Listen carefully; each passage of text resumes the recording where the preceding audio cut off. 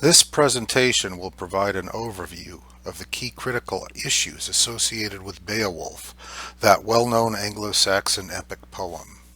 As always, feel free to pause and review, and also please make use of the many critical resources available on the course content page. Some strategic Googling and looking at YouTube videos might also supplement the key issues I'll be presenting here.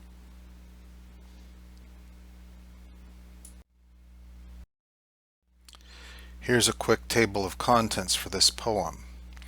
These resources accompany the family trees provided in your textbook, and there are others available to keep the various characters straight. That's one of the key challenges of this poem. We'll also consider some quick facts, tensions, and key themes within the poem as well.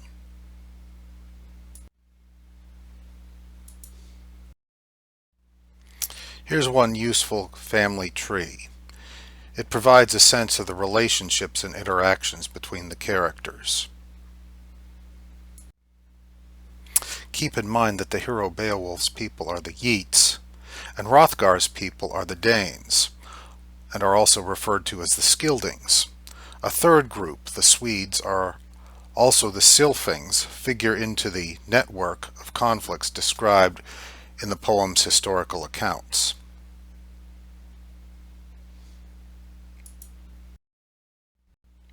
Here's another family tree, one patterned more closely to the one provided in your textbook.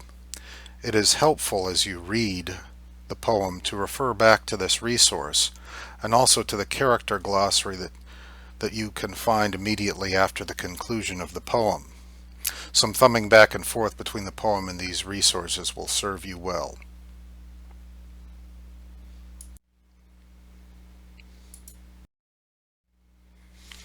Some quick facts. To begin, the existing manuscript, Cotton Vitellius A15, is dated to about 1000 CE, with the poem existing either some centuries before that or, as has been argued, contemporary with the poem itself. Some additional Googling on this matter might shed some interesting light on these arguments, but I've listed here a couple of critical works which engage this matter in noteworthy ways. The poem itself consists of 3,182 lines divided into 44 sections, with roughly the first third focusing on the youthful Beowulf's exploits and conflicts with Grendel and his mother, and the remaining portion focusing on the hero's demise as a consequence of his battle with a menacing dragon. The poem serves for the Anglo-Saxons the same purpose that other sagas and stories serve for the ancient Nordic, Icelandic, and Germanic cultures.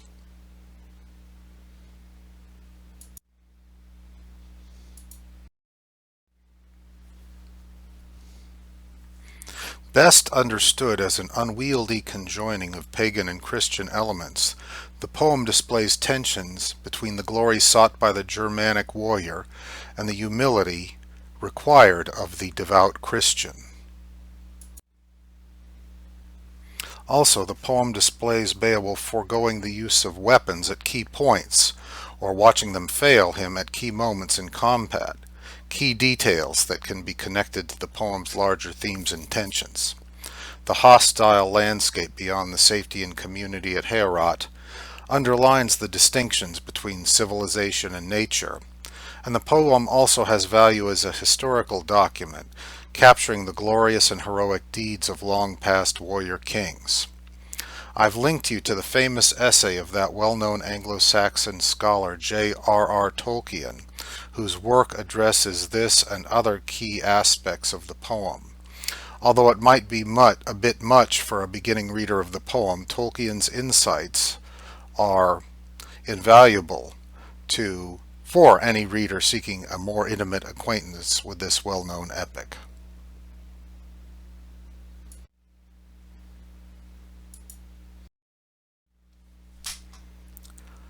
Finally, in alignment with the tensions just described, here are some key themes to keep in mind.